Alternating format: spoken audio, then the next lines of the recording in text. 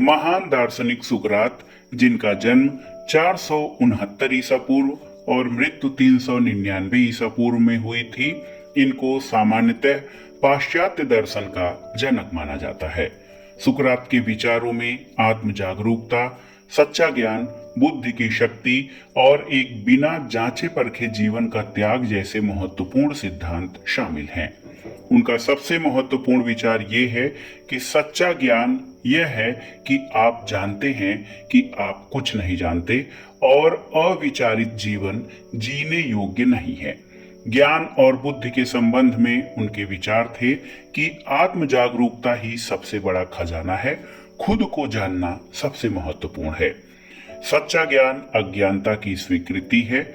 मैं सभी जीवित लोगों में सबसे बुद्धिमान हूं क्योंकि मैं ये जानता हूं कि मैं कुछ नहीं जानता। उनका मानना था कि बुद्धि ही सबसे बड़ी ताकत है। हम जैसे सोचते हैं वैसा ही बन जाते हैं। जीवन और नैतिकता पर सुकरात के विचार।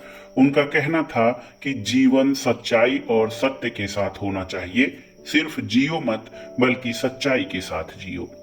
सुकरात का कहना था कि संतुष्टि सबसे बड़ा धन है। व्यक्ति को अपनी इच्छाओं पर नियंत्रण रखना चाहिए। और साथ ही उन्होंने कहा कि शक्ति का सही उपयोग शिक्षा है। शिक्षा के माध्यम से समाज को सशक्त बनाना ही शक्ति का सही उपयोग है।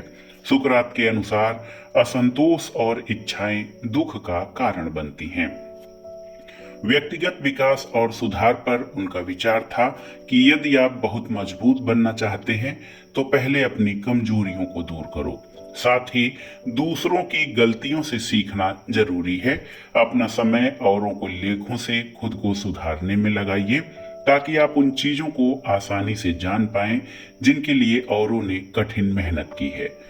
और सबसे महत्वपूर्ण बात ये कि उनका मानना था कि आत्म सुधार के लिए स्वचिंतन जरूरी है।